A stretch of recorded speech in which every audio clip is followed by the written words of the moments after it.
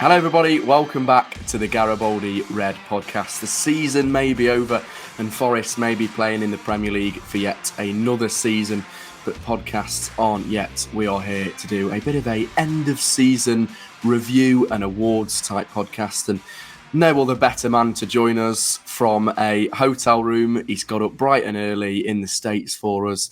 Mark Waka Waka Turner, with the wonderful title. If you're watching on YouTube, you'll be able to see it in the bottom left-hand corner. Mark, good to see you. Take two of this podcast as I was giggling and stumbling lines. How are you and how are you reflecting on the season? You enjoying it, the break almost, even though it's only been a week or two? Yeah, hello, mate. It is morning here in the States. I know you're well into your day over there in Blighty, so it's a pleasure to see you. I'm relieved. I'm relieved that Forest are in the Premier League.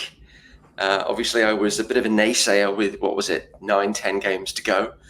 But you know, well and good offline, I was saying to you, I really hope they do it. But I feel like they could do it, but they need to put a run of results together. But on the pod, I was speculating that it was probably beyond them. So for Forest to get over the line finally, mathematically, in that game against Burnley was a huge relief. It was actually very weird to be sat in the pub in America with some of my mates. They had all the different TV screens on, showing all the different games. And it was actually very weird after Forest scored, after 90 seconds, to be like, well, that's that then. Get another round in. We're done. No panic. Just chill out and enjoy the rest of the day. So, very happy. See, I was still panicking in the away end, even when we were 1-0 up. It's Forest, Mark. You know it's Forest. It's never easy. Yeah. Before we get on to the end of season awards and we do our worst moment of the season, best moment of the season, all of that, just wanted to quickly touch on a bit of news about Forest. Obviously, releasing players at the end of their contracts. The infamous Harry Arter will be off finally, but also contract renewals, such a crucial player, but also contract renewals for Willy Bolly and Ola Aina with a 1-year extension. I guess positive news, Mark, and nice to see the club getting it done nice and early with what will be another busy summer preparing for a big season. Yes and yes. Yeah, I'm delighted the club jumped on this. And, Bolly, I think, Aina's impact on the team has been more and more evident as the season's rolled on because of Bolly's injury situation. His season has been stop-start. So I don't think we've necessarily. I think some fans have appreciated his input this year. I think probably a lot of folks haven't realised how important he's been to the cause. I think it's a no-brainer to get them both signed up, and I'm delighted to see it. And like you said, have the club do it nice and early. So yeah. Good news.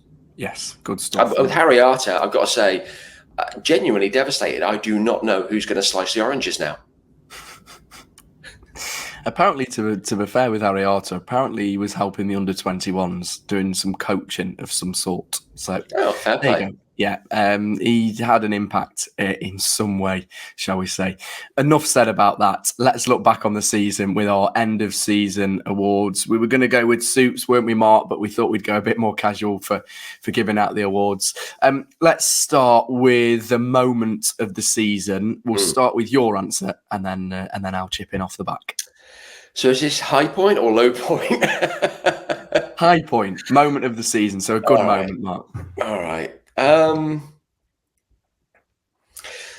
because I know we're coming on to low point as well, this is kind of backwards for me because I kind of have to explain why it's the high point off the back of the low point, and we haven't got to the low point yet, but that's okay, Max. So the high point for me was probably the Newcastle game, the Chris Wood Messi-like display. It was a fantastic performance in and of itself, and obviously a high point for Chris Wood personally this season. But the reason it's my high point of the season, my moment of the season, is because it came off the back of me kind of being very, very down in the dumps about something that preceded that moment, which we'll come on to here in a minute. But that was probably one of the most complete performances we saw from a Forest team against a legitimate top 6 outfit. And away from home as well. So, that kind of gave me hope, reignited the spark. It's like, we might turn this ship around. We could yet survive. and so it proved. Yeah, I can remember we Yourself? did the pod. Well, I was just about to say, I can remember we did the podcast after the Newcastle game, and I think, because it was Boxing Day, so I wore Christmas jumpers. I don't think you did. I think you were a I Grinch. have a Christmas Oh, jumper did you? on. Oh, did you? Yeah, Okay. my ugly gorilla jumper. Very good, very good. You'll have to put one on when he does it again next season on Christmas Eve this time or I something. might just wear it every game next season in the hopes that the lightning strikes again. Yeah, exactly. My moment of the season would probably be, it was a close one. This I was thinking maybe the Man United win. After Christmas, especially living in Manchester and being able to go back with a smile on my face. But then I thought, no, probably not. I'd actually say the Fulham game when Forest just kind of came out of nowhere, really, with a brilliant performance when the pressure was on. 3-0. I thought it was just solid from start to finish. The atmosphere was rocking at the City Ground. And at that moment, even though there was, concerns in the back of my mind and with the points deduction and the appeal not being heard then, I still had that fear of relegation. I also thought, compared to the other 3 worst teams in the league that ultimately got relegated, Burnley, Sheffield United and Luton, I thought that Forest would be okay, given that performance against Fulham, who have had a decent season themselves and have a very, very good squad. People will say we might have just hit them on an off date, but I think it was more than that. And also Gibbs White's performance that game signalled to me that he is something special and probably someone that should have been picked for the Euros with Southgate's squad announcement. But hey, that's another topic of conversation. Could be somebody picked up in the summer, that's for sure, by another club. Well, it's interesting, Max. So one thing we haven't really talked about much this season, obviously I've talked about cohesion ad nauseum, and we've seen moments of that in the last 3 games of the season, right? Sheffield United, Man City, Burnley stretch, where even though we lost against Man City, arguably that was one of our better performances of the season. I'm wondering, do we know why? Do we know why Forest showed up against Fulham and Newcastle and Man United? The odd occasions when it happened, that was, I think, my frustration. It wasn't happening routinely enough, right? There wasn't this is our model for showing up and rocking up. And that's something that would concern me going into next season. And we're probably going to get onto Nuno and whether or not Nuno's here next year. And if not, I'll be ready to roll out the red carpet for Pochettino and all that. But that would be something that concerns me. And I'm sure it's something that does concern Nuno and the team as well. It's what's the magic formula here? How do we make sure this team put together a run of 3, 4, 5, 6 good games on the trot, as opposed to, Christ, guys, our backs are against the wall. It's time to show up. It's we can't be doing that. It's just too stressful. Yeah, definitely. I think that's just a big question, and especially the consistency part. Why can Forest, and also not just the consistency with results and showing up, as you mentioned, but a consistent team selection, just consistency around the football club. It's been off the pitch as well. So turbulent with... you forget that Forest have had a new chairman this year. You forget that they've put the club statement out. You forget that you've had the 4 points deduction, that there is so much. As mentioned on the last podcast we did with Guy Moussi, which a little plug, highly recommend you go and watch after the Burnley game. And Guy talked about to me how, this season has just been mental off the pitch. And so many things. I think actually Forest have probably been the most turbulent side off the pitch in the Premier League this season. With a combination of things. I agree with you. I think Everton closely follow with issues they've had, but I just think with a mixture of everything, Forest have been one of the worst. So that brings us quite nicely onto worst moment of the season. I'll kick it off and then throw it back to you, Mark, and kind of assume what your answer is going to be. Worst moment for me would probably be. See, I'm trying to. Do you know what, Mark? You give yours, and then it might get, because I'm just having a play between 2 in my head. You give yours, and then come back to me. Yeah, well, mine's very straightforward. And again, I know there are going to be listeners and viewers who are going to roll their eyes at this and be like, "Oh my gosh, move on already." But the low point of the season for me was the sacking of Steve Cooper. I'm trying not to have recency bias here by suggesting that Steve Cooper is my second favourite Forest manager ever. I absolutely appreciate the work Bertie Bassett did and Paul Hart and, even Billy Davis to a certain extent. we've had good managers down the years. We've had more bad than good, but Steve Cooper was a special character and will forever be a special character in Forest folklore.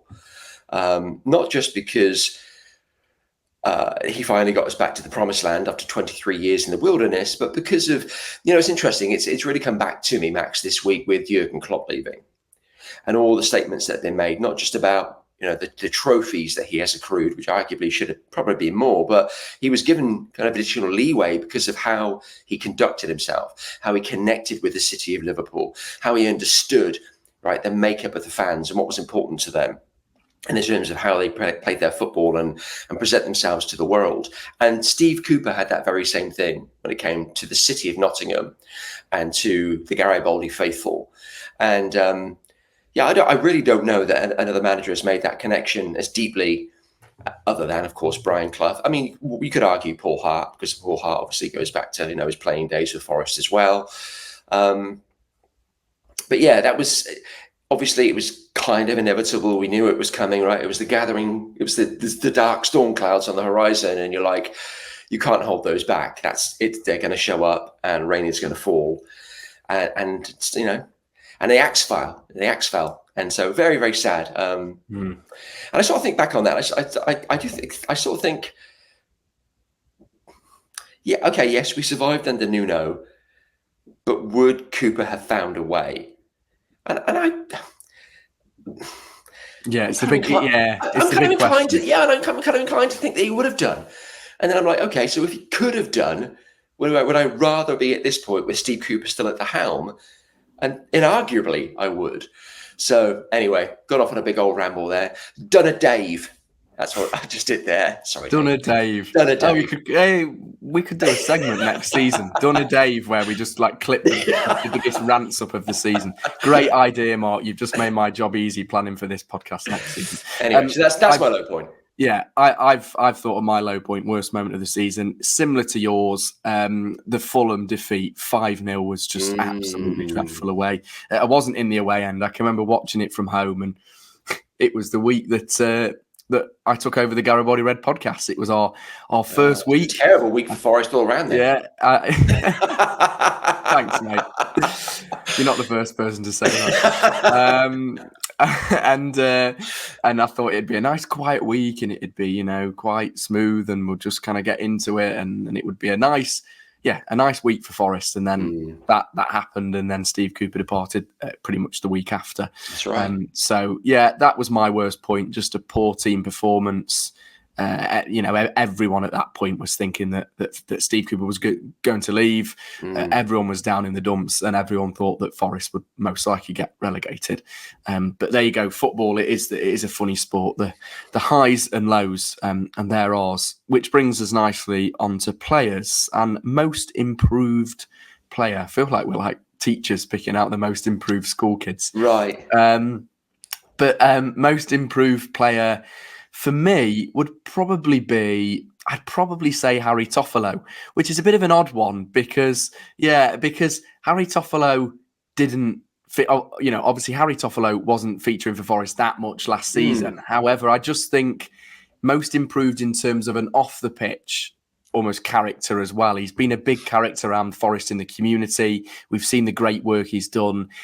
He's almost been someone that's kind of fronted up to the media as well. He had obviously the betting allegations made against him, which was squished, and he kind of moved on from there. And I just think in terms of off the pitch in particular, Harry Toffolo is most improved for me and continues to almost, I think, bring the goodness out of Forest and show the goodness in a way. Mark, do you agree?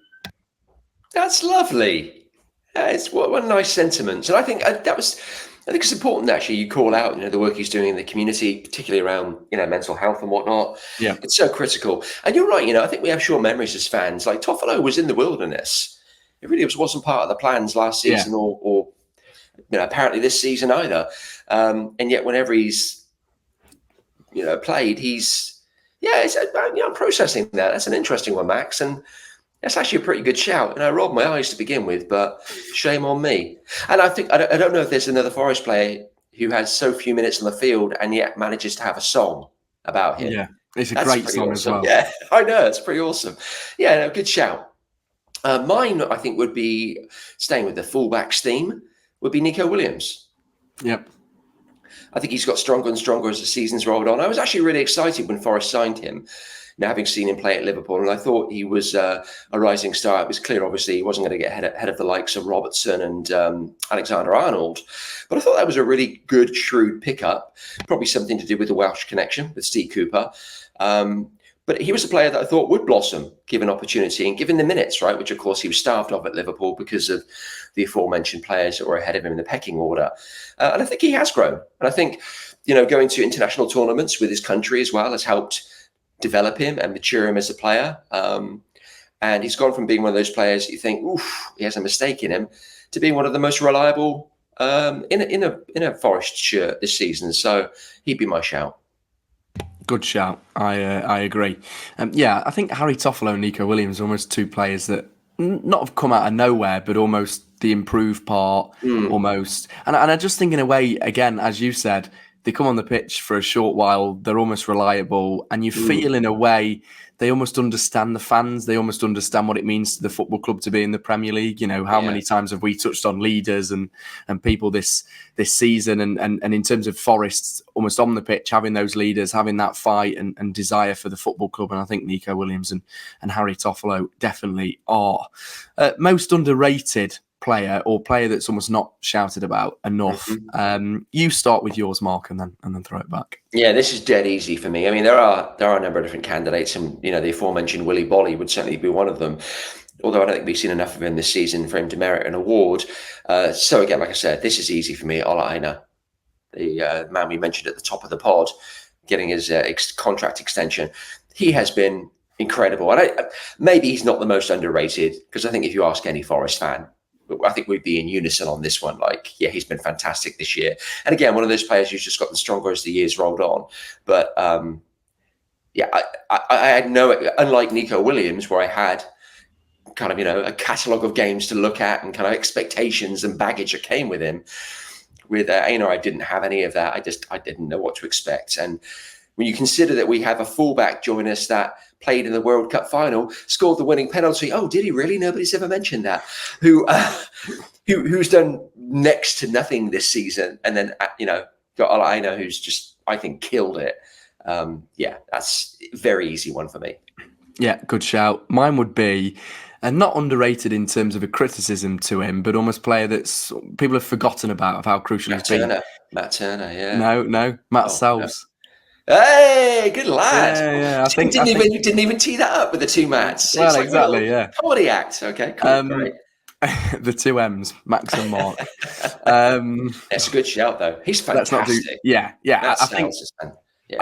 I think in a way he's been so. I just think he's been crucial, and I think he's been almost overlooked in a way, and people forget how almost desperate the football club were to sign a goalkeeper. Yeah. And how we talked about for weeks on end, particularly on this podcast, about whether to play Vlachodimios or to play Turner. And it was a debate that people were talking about. And ultimately, both of those goalkeepers cost Forest goals and ultimately points in the season. And I think if we'd have had Matt Sells from the very start, we'd have been in a much better place. 100%. And I think we could have had a few more points on the board. So for me, Matt Sells and Forest do not need to sign a goalkeeper this summer for me. Potentially, if you want to go out and get almost like a second choice, but I still think Matt Turner isn't a bad option to have on the bench as a US national. Yeah, I agree.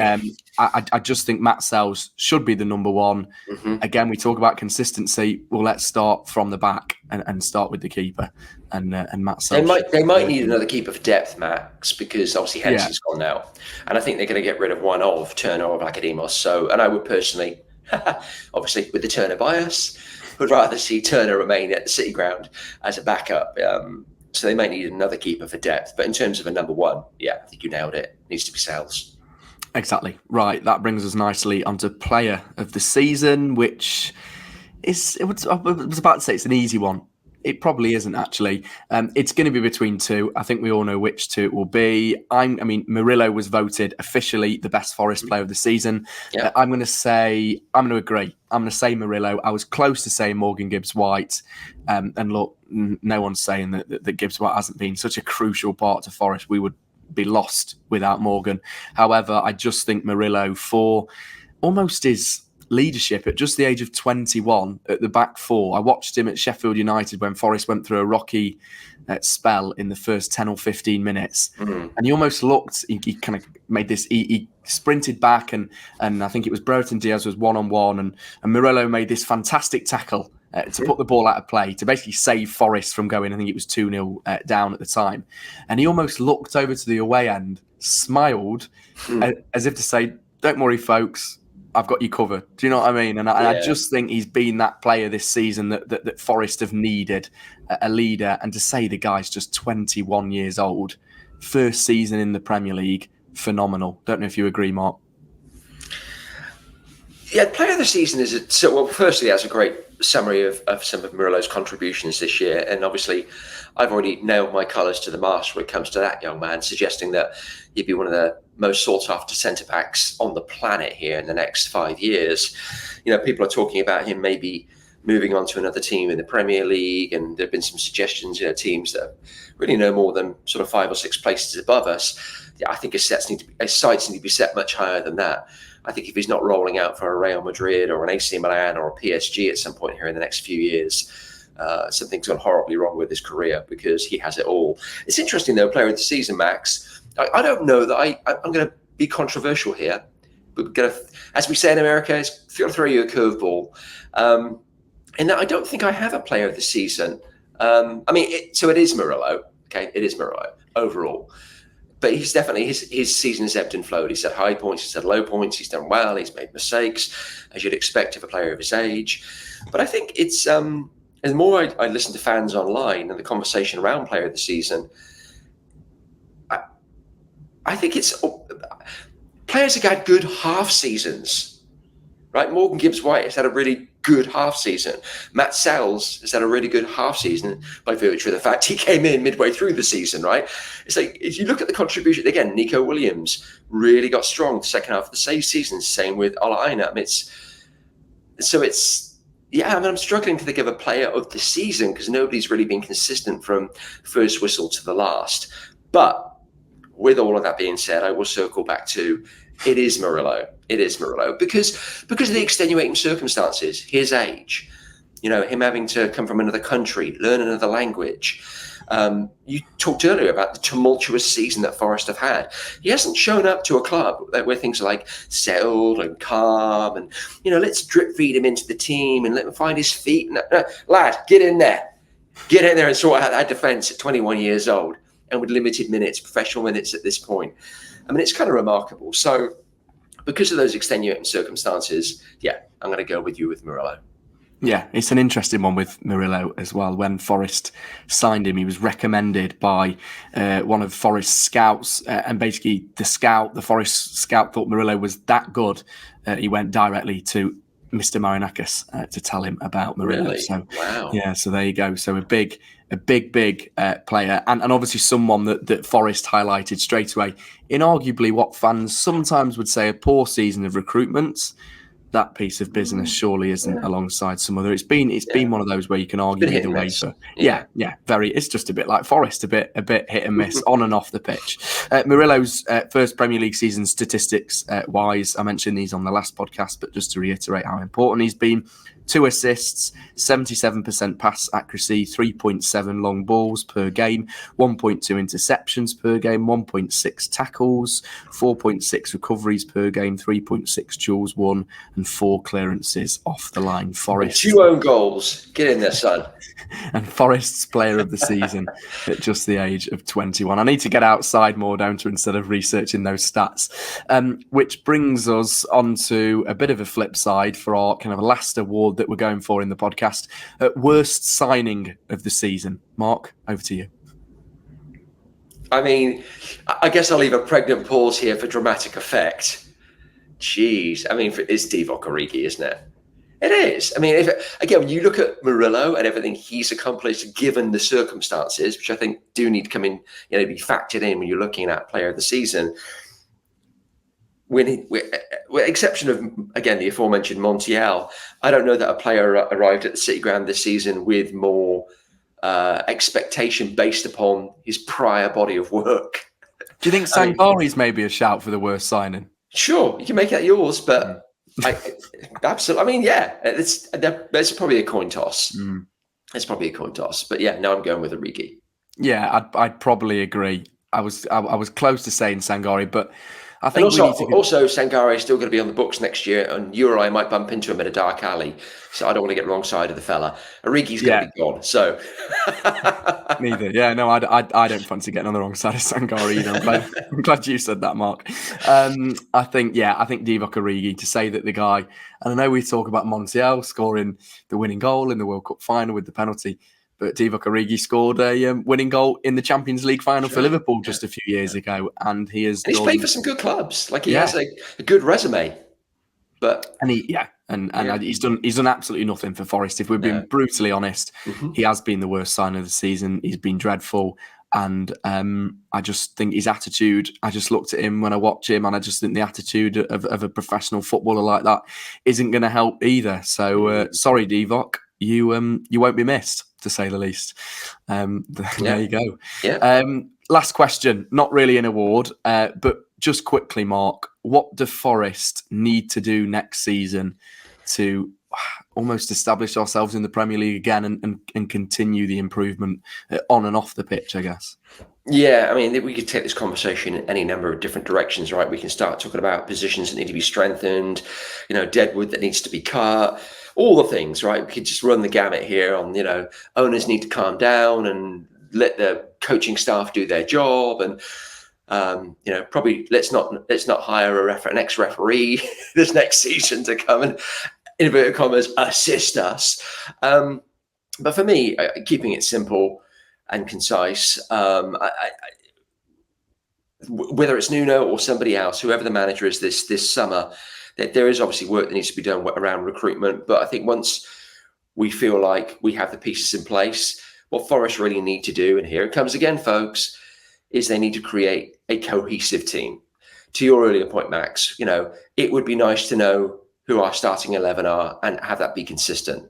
And the only changes be based on injury or form, as opposed to, oh my gosh, let's throw all the Scrabble tiles up in the air again and see what comes down, because this doesn't seem to be working.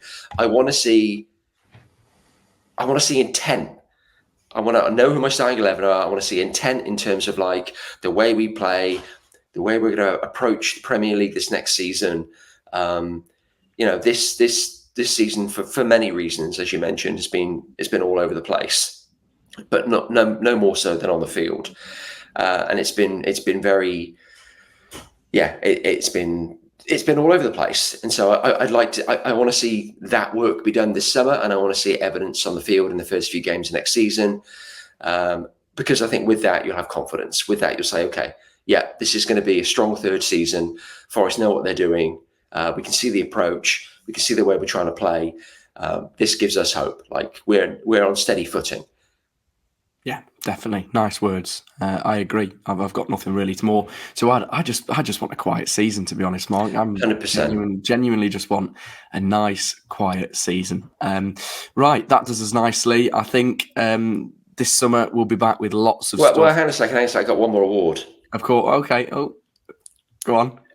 Is it to me? Okay. Is it to me? You don't ask for it, Matt. That sounds a little desperate, but this isn't. No, listeners, viewers, Max doesn't know anything about this, but I am going to say, like, I don't know that another professional football team in England has more podcasts associated with it than Nottingham Forest. Now, given that we are the drama queens of the Premier League, that's probably makes sense, but I have to say, best new Nottingham Forest podcast host this season is yourself, Mr. Hayes. You've done a fantastic job taking over this podcast. Obviously, the boys that were here previously did a wonderful job, built up a great listenership, but I know you've had to work really hard in transition and continue to grow that base and provide great content and value to the viewers and listeners. And you've done a marvelous job, and it's been a pleasure working with you this year. So congratulations on your award. Thank you, mate. Appreciate that. It's very kind. And thank you to the listeners as well, because it hasn't been easy. As Mark said, it has been difficult. But thank you for sticking with us. And we are starting to almost find that consistent level. And we will do next season. We're looking forward to announce some more regulars. I'm on the scouting hunt. Mark's going to join us on a few scouting sessions. And we're going to find the next... we're going to basically find your replacement, Mark. That's what we're trying to tell you. No, I'm kidding.